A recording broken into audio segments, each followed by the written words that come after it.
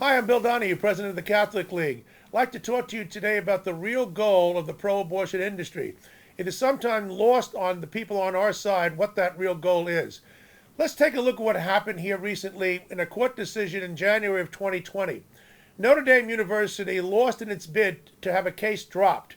That case involved contraceptives. Back in February of 2018, Jenkins, the president, Father Jenkins, the president of Notre Dame University, decided that he would hold a compromise, promote a compromise with the pro-abortion students on the campus. In their health care coverage, he said it will cover, what he said was simple contraceptives. He did not include abortifacients or abortion-inducing drugs, and he certainly didn't include abortion. Now, he thought that may stave off the radicals, but he was wrong. 4 months later, in June of 2018, pro-abortion students, along with radical professional organizations nationwide, they joined the fight and they sued Notre Dame. They said that it's discriminatory not to provide for abortifacients or abortion-inducing drugs in the health care plan. Contraceptives was not enough. Now, Father Jenkins should have known better. The left never settles for incremental approaches. They do it initially, but they're not going to do it in the long term. They always want more. So what happened is this.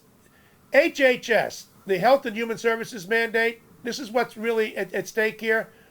You go back to what Obama tried to do. He said, listen, you have to have contraceptives in your health care plans. This is for all employers, including religious ones. But you also have to have abortifacients. Again, the Obama administration, just like what they're dealing with at Notre Dame, they did not include abortion as health care coverage.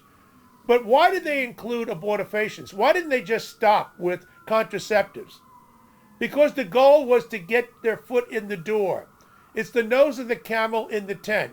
If, in fact, you can wedge it by putting in abortion-inducing drugs or abortifacients, leaving out abortion, maybe then you can open the door up ultimately to bringing in abortion. So that's really what's at stake here, people. The goal has never been contraceptives.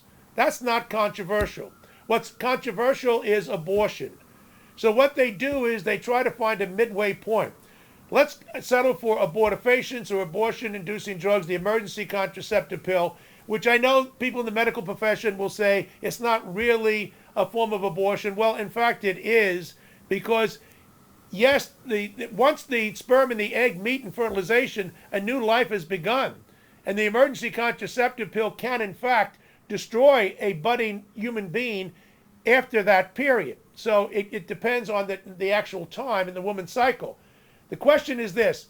What is the goal of the pro-abortion industry? From the very beginning, you go back to the 1960s, before Roe v. Wade was even legal in 73, making abortion legal, you find that the goal has been abortion on demand. They regard abortion as a form of birth control. By they, I mean people in the pro-abortion industry.